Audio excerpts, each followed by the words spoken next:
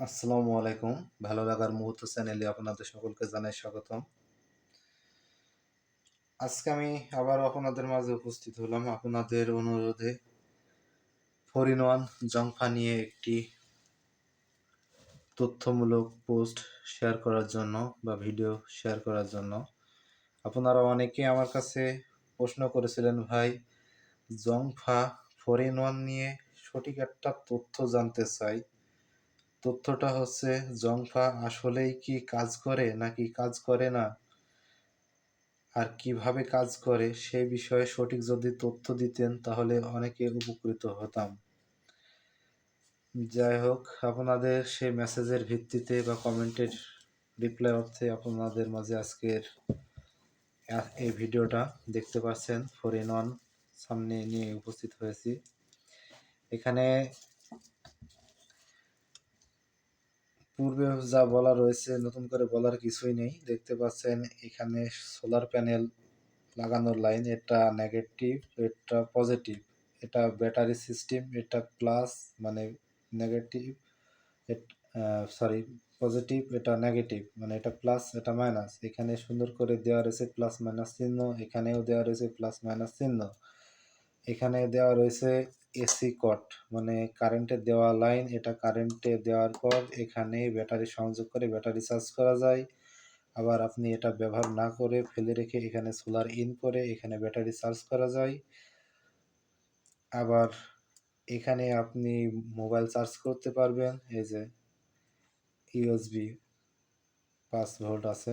আর এটার মাধ্যমে of on করে আপনি এদিকে ব্যাটারি লাগানো থাকবে, এদিকে আপনি এসি সাপ্লাই নিতে পারেন। এর জন্য এর নাম 4-in-1। এখানে 4 প্রকার সার্ভিস পেতে পারেন। এখন অনেকের সুন্দর সুন্দর প্রশ্নের ভিত্তিতে অ্যান্সার দেওয়ার চেষ্টা করছি। যখন আপনি এটা কারেন্টে লাগিয়ে রাখবেন তখন এটা কি সোলারে লাগিয়ে রাখলে কোনো সমস্যা হবে কি না, এমন একটা প্রশ্ন পেয়েছিলাম। তার উত্তর, আপনি যখন এটা কারেন্টে লাগিয়ে চার্জ করছেন ভাই, তখন এখানে সোলার লাগিয়ে রাখার কি প্রয়োজন? ওভার এদিক থেকে দুইটার কারণেই তো আপনার এটার ক্ষতি হতে পারে। আপনি যদি এটার লংজিভিটি চান বা টিকিয়ে রাখতে চান, অপ্রয়োজনে দুটার দরকার কি? আবার যদি দেখেন এদিকে কারেন্ট চলে গেছে, চার্জ হচ্ছে না, তাহলে এদিকে ব্যাটারিটা আগে ইন করে নেবেন, তারপর এখানে সোলার লাগাবেন। আগে সোলার দিবেন না, আগে ব্যাটারিটা দিবেন, তাহলে পরে আপনার এটা ভালো থাকবে বা নষ্ট হওয়ার সম্ভাবনা থাকবে না। আর যদি বলেন যে ভাই এটাও লাগিয়ে রাখবো এটাও লাগিয়ে রাখবো, কাজ হবে, যে কোনো মুহূর্তে নষ্ট হওয়ার সম্ভাবনা বেশি থাকবে। ভিডিও বড় করব না, সঠিক অ্যান্সারটা দেওয়ার চেষ্টা করব। অনেকে বলেছিলেন ভাই এখানে এসি লাইন, এটা তো 1000 ওয়াটের, তবে এটা কতটুক পর্যন্ত সাপ্লাই দিতে পারবে? আমি বলবো ভাই খুব জোর 500 সাপ্লাই দিবেন, তার বেশি দিলে যে কোনো মুহূর্তে নষ্ট হতে পারে। তবে ভুল করে কেউ এটার মাধ্যমে টিউবওয়েলের মোটর আর ফ্রিজ চালাতে যাবেন না, এটা নষ্ট হয়ে যাবে যে কোনো মুহূর্তে। এখন আপনারা বলতে পারেন, ভাই আমার বাড়িতে তো ফ্রিজ রয়েছে বা মোটর রয়েছে, কারেন্ট চলে গেছে, এটা কারেন্টে লাগিয়ে রেখেছি, কারেন্ট চলে গেছে, তাহলে তো এখান থেকে ব্যাটারির মাধ্যমে ফ্রিজ টানতে যাবে। হ্যাঁ ভাই, কারেন্টের মাধ্যমে এটা যখন কারেন্ট থাকবে না, তখন এটা যখন আপনার ফ্রিজ টানতে যাবে তখন আপনার ফ্রিজের কারণে এটা যে কোনো মুহূর্তে নষ্ট হয়ে যাবে। তাহলে আপনার করণীয় কি? আপনার করণীয়, আপনি শুধু 500 ওয়াটের মধ্যে কাজ হবে বা 500 ওয়াট পর্যন্ত আপনার যেখানে ফ্যান বাল্ব এটা সেটা রয়েছে, ঠিক সেই জায়গার জন্য এটা আপনি স্থাপন করুন। একটা হয় কাট আউট ব্যবহার করুন, না হয় ওপেন সুইচ ব্যবহার করুন। যখনই আপনার কারেন্ট থাকবে না বা তেমন একটা সিস্টেম করে নিন যে আপনি সেটা অফ করে দিয়ে, মানে আপনার কারেন্টের লাইনটা অফ করে দিয়ে এটার মাধ্যমে আপনি কারেন্ট সাপ্লাই নিচ্ছেন, 500 ওয়াটের মধ্যে রয়েছে।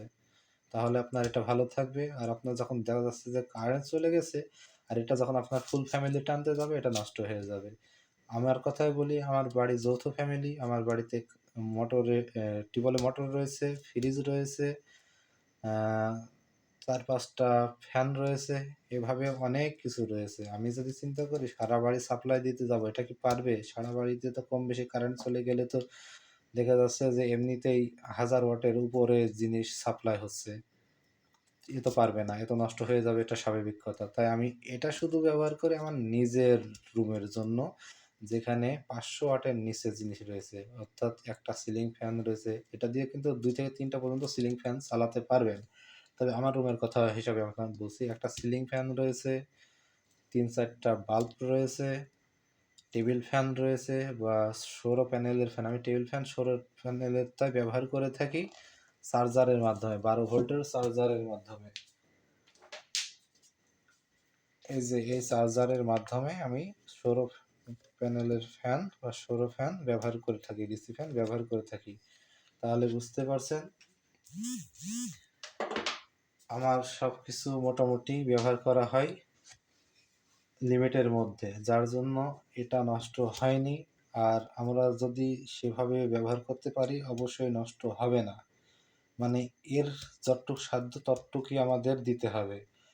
আরেকটা কথা, অনেকে বলে থাকেন ভাই ভিডিওতে দেখেছি এখানে মোটা কট লাগাই, সেক্ষেত্রে এটার জন্য কি করব, মোটা কট লাগাবো? ভাই আপনি যদি এই লাইনও কারেন্টে দিয়ে রাখতে চান আর এই এসি লাইনও যদি কারেন্টের মধ্যে দিয়ে রাখতে চান, অবশ্যই এখানে একটা মোটা কট লাগিয়ে নেবেন। আর যদি মনে করেন না কারেন্ট এটা দিয়ে আমি চার্জ করে নেব, পরবর্তীতে কারেন্ট যখন চলে যাবে তখন এখানে আমি লাইন দিয়ে কারেন্ট চালাবো, যদি এমনটা খোলা পড়ার চিন্তা থাকে তাহলে আপনি এটা আর খুলতে যাবেন না, প্রয়োজন নেই। আর আপনারা যতদূর পারবেন যে একবারে লাগিয়ে রেখে কারেন্ট চলে গেছে আর কারেন্ট পাবো এই কাজ করার চিন্তা করবেন না।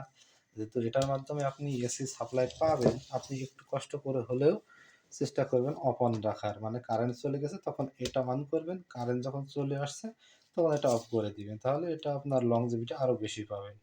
তাছাড়া ওই যে আপনি যে চেষ্টা করেন কারেন্ট চলে গেছে এইদিকে এটার মাধ্যমে আইপিএস মোডে কাজ চলবে, টের পাবো না কারেন্ট চলে গেছে কিনা, সেই চিন্তা করতে গেলে কিন্তু আপনি ক্ষতিগ্রস্ত হবেন ওই সমস্ত কারণে। যে আপনার বাড়িতে ফ্রিজ আছে, মোটর আছে, কারেন্ট চলছিল তখন কারেন্টের মাধ্যমে সেগুলো রান করছিল, হঠাৎ কারেন্ট চলে গেছে, এ রান করতে যায় এ বাস্ট হয়ে বসে রয়েছে, এমনটা হবে। তাই সঠিকটা জানার চেষ্টা করুন, সঠিকভাবে ব্যবহার করুন, এই আপনার 5-7 বছরে নষ্ট হবে না। আর আপনি যদি ওভারলোড দিয়ে ফেলেন বা ওভারলোড রেডি থাকে কারেন্ট চলে যাওয়ার সাথে সাথে, এ তো ওভারলোডের কাজ করতে যায় এমনিতেই নষ্ট হয়ে পড়ে থাকবে।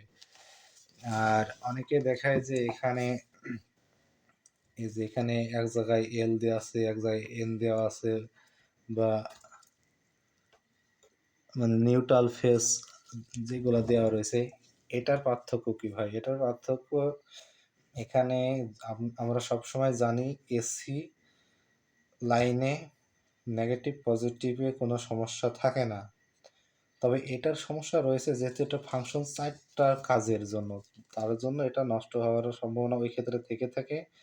অনেকে দেখা যায় এখানে লাইন ঠিক করে দিতে চায়, এই করে দিতে চায়, সেই করে দিতে চায়। এটা শুধুমাত্র আপনার কারেন্টে 2টা লাইন, এই লাইন আর এই লাইন লাগিয়ে রাখার ক্ষেত্রে, মানে এই লাইন যখন আপনি লাগিয়ে রাখছেন এটার ক্ষেত্রে এখানে আর এখানে উল্টাপাল্টা হয়ে যেতে পারে, এই জন্য এখানের লাইনটা নিশ্চিত রাখা আমাদের প্রয়োজন রয়েছে। আর আপনি আমি যেটা বললাম যে আপনি এর জন্য আলাদা একটা অফ অন সুইচ রেখেছেন, যখন কারেন্ট চলে যাবে তখন এটা অন করে আপনি সার্ভিস নিতে চাচ্ছেন আর কারেন্টের লাইন অফ থাকছে, তাহলে সেক্ষেত্রে এই সব ঝামেলা পোহানোর কোনো প্রয়োজন নেই।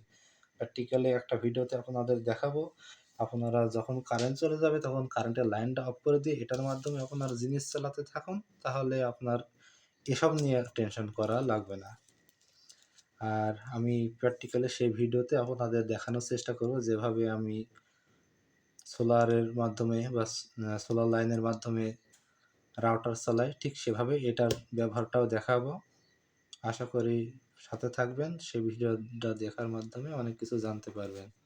কথা অনেক হয়ে যাচ্ছে, ভালো থাকুন সবাই, আল্লাহ হাফেজ।